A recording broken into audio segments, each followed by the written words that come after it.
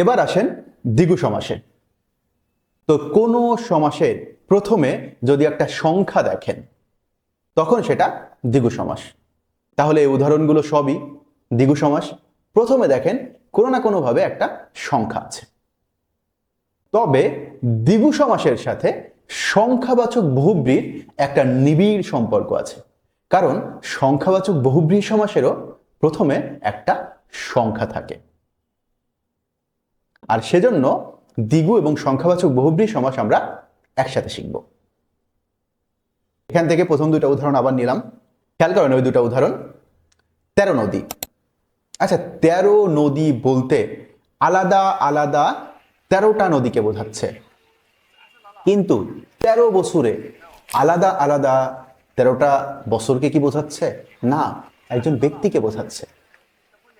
তার মানে একটা জিনিস মনে রাখবেন, দ্বিগু সমাসের সংখ্যা দ্বারা অবশ্যই আলাদা আলাদা বিষয়কে নির্দেশ করবে, আর সংখ্যাবাচক বহুব্রীর সংখ্যা দ্বারা আলাদা আলাদা কোনো বিষয়কে বোঝাবে না, একটা ব্যক্তি বা একটা বস্তু বা একটা বিষয়কে বোঝাবে।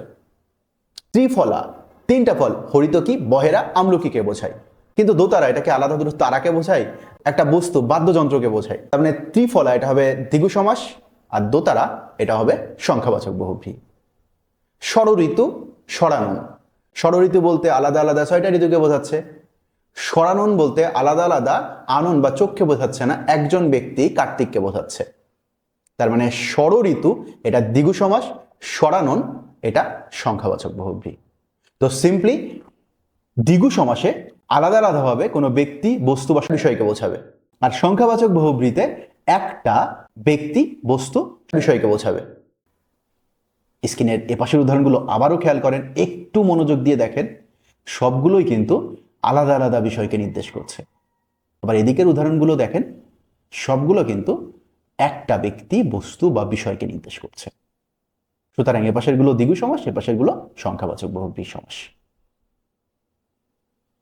এবার আসেন ব্যাসবাক্যে। তো দ্বিগু সমাস চেনার পরে ব্যাসবাক্যটা হলো, দ্বিগু সমাসের ব্যাসবাক্যে আপনি সমাহার ব্যবহার করবেন, আর সংখ্যাবাচক বহুব্রীতে ব্যাসবাক্যে আপনি যার বা আছে যার ব্যবহার করবেন। সেক্ষেত্রে 13 নদী, 13 নদীর সমাহার, ষড়ঋতু, ষড়ঋতুর সমাহার। 13 বছরে 13 বছর বয়স যার, দোলনা, 2 নল আছে যার।